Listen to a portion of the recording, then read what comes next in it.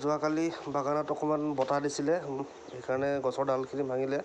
এই কান্তই কাটি আছে আৰু চাফা কৰি দিছে। আৰু মই বাগানৰ ভিউটো দেখুৱাইছোঁ আপোনালোকক। চবফালে চাওক, পাত এতিয়াহে ওলাইছে। আগতে বৰষুণ নাছিলে কাৰণে একেবাৰে পাতেই নাছিলে।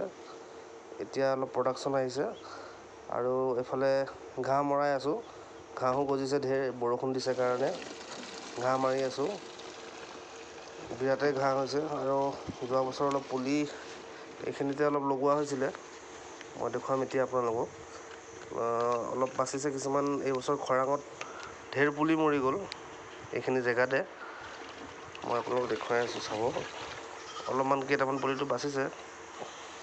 আৰু মেডিচিন মাৰিবলৈ এইখিনি এনেকৈ পিঠিতে টেংকি লৈ পেলাই গৈ আছে বাগানৰ ভিতৰলৈ। এইখিনিত এতিয়া পুলি অলপ লগোৱা হ'ল, ইয়াত পুলি অলপ মৰিছিলে। বাকী পাতৰ প্ৰডাকশ্যনটো ভালেই ওলাই আছে। আৰু এয়া মাইকী মানুহকেইজনীয়ে পাত ছিঙি আছে। আজি পাত বৰ বেছি নাই, মানুহো বৰ বেছি নাই, 13জনীমান আছে। গোটেই বাগানতে পাত ছিঙিবলৈ হ'ল।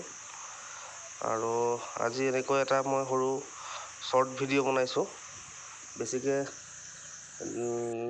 দীঘল কৰা নাই।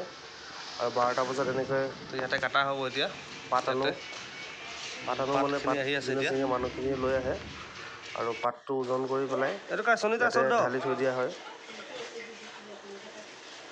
পাতটো ওজন কৰা হয়, ওজন কৰি হিচাপে ওজনটো লিখি এইফালে ঢালি থৈ দিয়া হয়। ইয়াতে কোনে কিমান কেজি ছিঙিছে বহীত লিখোঁ। এয়া পাত আহি আছে। ইমানটোৱে হ'ল আগবেলা 12টালৈকে। পাত ইমানখিনি দুপৰীয়া জমা হ'ল আৰু কিমানখিনি কালেকশ্যন হৈছে এতিয়ালৈকে, আৰু পিছবেলা মানে আহিব। তো আজিৰ ভিডিঅ'টো মই ইয়াত ইমানতে শেষ কৰিছোঁ। আৰু এনেকৈ আপোনালোকে মোৰ চেনেলটো চাই থাকিব আৰু লাইক কৰিব, ছাবস্ক্ৰাইব কৰি দিব। Bye bye.